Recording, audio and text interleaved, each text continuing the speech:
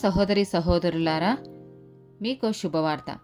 2025 సంవత్సరంలో మొత్తం 365 అంశాలను మీతో పంచుకోబోతున్నాము. జనవరి 1వ తేదీ నుండి ప్రతిరోజు ఒక అంశము మరియు దానికి సంబంధించిన వాక్యమును పంచుకుంటాము.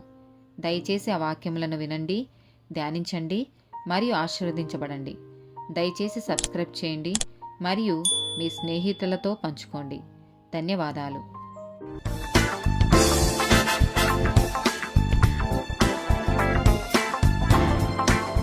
222nd డే టాపిక్ వినయము.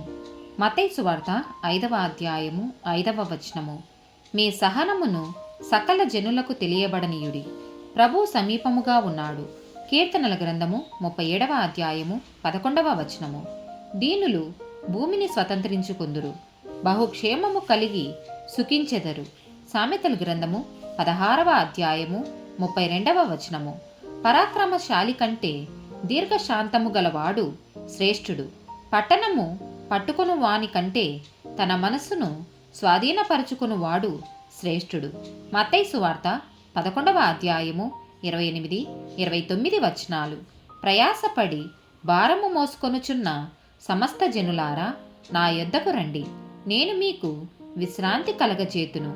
నేను సాత్వికుడను, దీనమనసు గలవాడను గనుక మీ మీద నా కాడి ఎత్తుకొని నా యొద్ద నేర్చుకొనుడి, అప్పుడు మీ ప్రాణములకు విశ్రాంతి దొరుకును.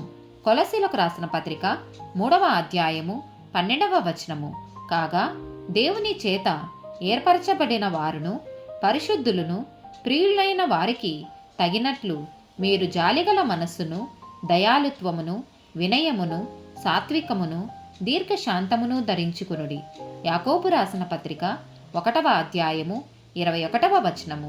అందుచేత సమస్త కల్మషమును, విర్రవీగుచున్న దుష్టత్వమును మాని లోపల నాటబడిన మీ ఆత్మలను రక్షించుటకు శక్తిగల వాక్యమును సాత్వికముతో అంగీకరించుడి. తీతుకు రాసిన పత్రిక 3వ అధ్యాయము 2వ వచనము. ప్రతి సత్కార్యము చేయుటకు సిద్ధపడి ఉండవలెననియు, మనుషులందరి ఎడల సంపూర్ణమైన సాత్వికమును కనుపరచుచు, ఎవరిని దూషింపక జగడమాని వారును శాంతులనై ఉండవలెననియు వారికి జ్ఞాపకం చేయుము.